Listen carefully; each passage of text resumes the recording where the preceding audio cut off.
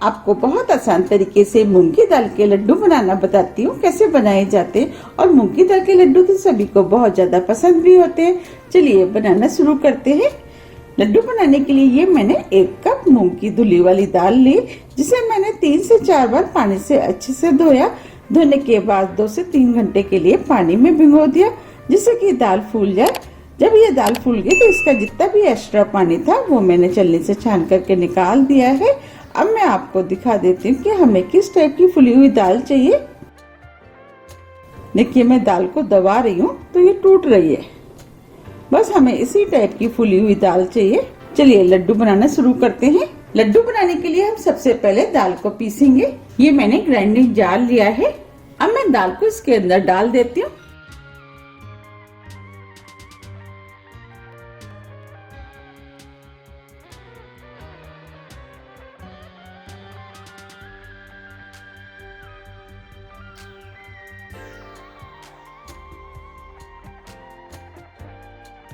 अब मैं इस दाल को बिना पानी डाले मिक्सी से महीन पीस लेती हूँ। अगर आपको पीसने में प्रॉब्लम आती है तो आप 1 टेबल स्पून पानी डाल सकते हैं। मैंने दाल को महीन पीस लिया है। अब मैं आपको दिखा देती हूँ कि हमें किस टाइप की पिसी हुई दाल चाहिए। देखिए हमें इस टाइप की पिसी हुई दाल चाहिए। चलिए लड्डू बनाने शुरू करते हैं। मैंने गैस पे कढ़ाई रख दी है। अब मैं इसके अंदर 3/4 कप देसी घी डाल देती हूँ। ग्राम में नापे तो ये 150 ग्राम है। अगर आपके पास देसी घी नहीं है तो आप वेजिटेबल घी में भी बना सकते हैं, लेकिन देसी घी के बने हुए लड्डू खाने में ज्यादा टेस्टी लगते हैं, इसीलिए मैं देसी घी का यूज कर रही हूँ। अब मैं इसके अंदर दाल को डाल देती हूँ।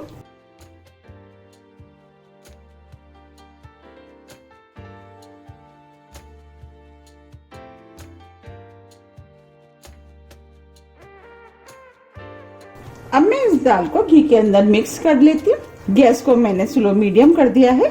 अब मैं इस दाल को लगातार चलाते हुए 15 से 20 मिनट करीब भूनूंगी। दाल को इसी तरीके से मैं चलाते हुए भूनूंगी। इस दाल को नीचे तली तक चलाते हुए भूनना है, जिससे कि दाल तली में ना लगे। दाल हल्की हल्की भुननी शुरू हो गई है और इसी तरीके से लगातार चलाते हुए हमें दाल को भूनना है, क्योंकि मूंग की दाल बहुत जल्दी तली में लग जाती है। अगर आपके पास नॉन स्टिक कढ़ाई है तो आप इस दाल को भूनने के लिए नॉन स्टिक कढ़ाई का यूज करें, जिससे आपको दाल भूनने में आसानी रहेगी। अब ये दाल भुननी शुरू हो गई है, हल्की सी क्रिस्पी भी हो गई है। मैंने इस दाल को लगातार चलाते हुए भुना है, उसकी वजह से इसका कलर चेंज नहीं हुआ है। आप इस दाल को लगातार चलाते हुए भुने, जिससे कि दाल तली में ना लगे। हमें इस दाल का कलर चेंज नहीं करना है। अगर आप तेज गैस पे इसको भुनेंगे, एक तो दाल जल्दी भुन जाएगी और दूसरा इसका कलर भी चेंज हो जाएगा। उससे लड्डू ना तो खाने में अच्छे लगेंगे और ना ही देखने में। इसीलिए आप इस दाल को लगातार चलाते हुए स्लो मीडियम गैस पे भुने। अब मैं इस दाल को 5 मिनट करीब और भूनूंगी। 5 मिनट करीब हो गए हैं, दाल भी भुन गई है और क्रिस्पी भी हो गई है। बस हमें इसी टाइप की भुनी हुई दाल चाहिए। ये मैंने 150 ग्राम मावा लिया है। ये होममेड मावा है। इसकी रेसिपी आप मेरे चैनल पे देख सकते हैं। मैंने मावा बनाते समय इसे हल्का सा भून लिया था। अब मैं मावा को इसके अंदर डाल देती हूँ। अगर आपके पास मावा नहीं है तो आप इसकी जगह आधा कप मिल्क पाउडर का यूज कर सकते हैं। अगर आपके पास मावा और मिल्क पाउडर नहीं है तो आप इस लड्डू को बिना मिल्क पाउडर और मावा के भी बना सकते हैं, लेकिन मावा डालने से लड्डू खाने में बहुत ज्यादा टेस्टी लगते हैं। मैंने गैस को स्लो ही रखा है। मावा को मैं दाल के साथ अच्छे से मिक्स कर लेती हूँ। ये लड्डू बहुत जल्दी बनके तैयार हो जाते हैं और खाने में भी बहुत ज्यादा टेस्टी लगते हैं। मूंग की दाल के लड्डू तो घर में सभी को बहुत ज्यादा पसंद भी आते हैं। आप इन लड्डुओं को इस फेस्टिवल पर जरूर बनाइएगा, आपको ये लड्डू बहुत ज्यादा पसंद आएंगे। मैंने मावा को दाल में अच्छे से मिक्स कर लिया है। ये मैंने 4 से 5 छोटी इलायची ली है, जिसे मैंने पीस लिया है, वो मैं इसके अंदर डाल देती हूँ, जिससे लड्डुओं में खुशबू अच्छी आएगी और लड्डू खाने में भी टेस्टी लगेंगे। इलायची को मिक्स कर देती हूँ। आप चाहे तो इसके अंदर ड्राई फ्रूट का यूज कर सकते हैं। मैं इसके अंदर ड्राई फ्रूट का यूज नहीं करूंगी। मैं इसे बिना ड्राई फ्रूट के बनाऊंगी, तब भी लड्डू खाने में बहुत ज्यादा टेस्टी लगेंगे। ड्राई फ्रूट आप अपने टेस्ट के अनुसार कोई भी डाल सकते हैं। अब मैं गैस को ऑफ कर देती हूँ और मिश्रण को ठंडा होने देती हूँ। अब मैं इसे एक बाउल में निकाल लेती हूँ। लड्डुओं का मिश्रण ठंडा हो गया है, हल्का गर्म है। अब मैं इसके अंदर 1 कप बूरा डालूंगी। आपके पास खांड तगार कुछ भी है आप उसका इस्तेमाल कर सकते हैं। अगर नहीं है तो आप पाउडर शुगर का भी इस्तेमाल कर सकते हैं। आप चीनी को मिक्सी से पीस करके पाउडर शुगर बना सकते हैं, लेकिन लड्डू बूरे के ज्यादा खाने में टेस्टी लगते हैं, इसीलिए मैं बूरे का इस्तेमाल कर रही हूँ। बूरा हमें इजिली मार्केट में मिल जाता है। अब मैं इसके अंदर डाल देती हूँ। बूरा आप अपने टेस्ट के अनुसार थोड़ा सा कम या ज्यादा भी कर सकते हैं। अब मैं हाथ से सभी चीजों को मिक्स कर लेती हूँ।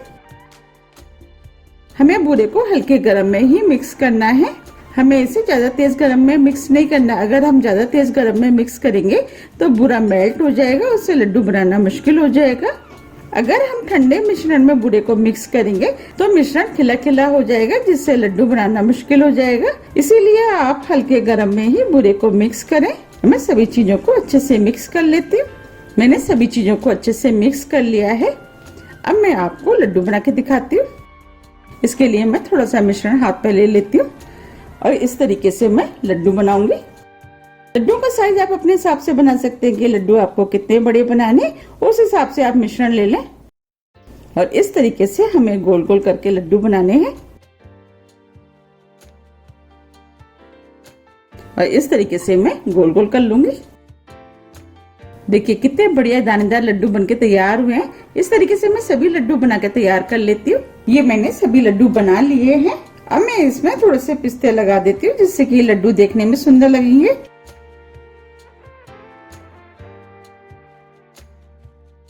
आप चाहें तो इन लड्डुओं को बिना ड्राई फ्रूट लगा के भी बना सकते हैं। आप देख पा रहे कितने अच्छे मूंग की दाल के दानेदार लड्डू बनके तैयार हुए हैं। ये लड्डू खाने में बहुत ज्यादा टेस्टी लगते हैं। अब मैं आपको तोड़ के भी दिखा देती हूँ कि ये लड्डू कितने सॉफ्ट बने।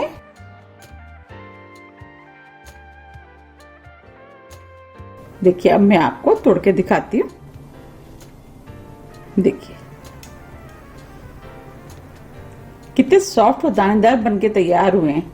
आप इन लड्डुओं को एक बार जरूर ट्राई कीजिएगा, आपको ये लड्डू बहुत ज्यादा पसंद आएंगे। आप इन लड्डुओं को 10 से 15 दिन के लिए एयरटाइट डिब्बे में भर करके बाहर रख सकते हैं और जब भी आपकी खाने की इच्छा है आप खा सकते हैं। अगर आपको इन लड्डुओं को लंबे टाइम तक रखना है तो आप एयरटाइट डिब्बे में भर के फ्रीज में रख करके खा सकते हैं। ये लड्डू खाने में तो टेस्टी होते हैं या बहुत जल्दी भी बनके तैयार हो जाते हैं। जब भी आपकी मीठा खाने की इच्छा है आप मूंग की दाल के लड्डू बना करके खा सकते हैं। आप इन लड्डुओं को बनाइए, खाइए, फिर मुझे कमेंट्स करके जरूर बताइए कि ये लड्डू आपको कैसे लगे। मुझे उम्मीद है कि ये लड्डू आपको बहुत ज्यादा पसंद आएंगे और आप मुझे कमेंट्स करके भी बताइए कि इन लड्डुओं को आप कब बना रहे हैं। आप मुझे मेरे फेसबुक पेज को भी फॉलो कर सकते हैं, इसका लिंक मैं अपने डिस्क्रिप्शन बॉक्स में दे दूंगी। आप उसमें अपनी बनाई हुई रेसिपी का फोटो भी मेरे साथ शेयर कर सकते हैं। अगर आपको मेरी वीडियो थोड़ी भी पसंद आती है तो वीडियो को लाइक कीजिए, चैनल को सब्सक्राइब कीजिए। सब्सक्राइब बटन के बगल में जो बेल आइकन है उसे आप प्रेस करना ना भूलिए, जिससे मेरी आने वाली वीडियो का नोटिफिकेशन आपसे सबसे पहले पहुंच सके। अब हम फिर मिलते हैं नई रेसिपी के साथ। जब तक के लिए नमस्कार।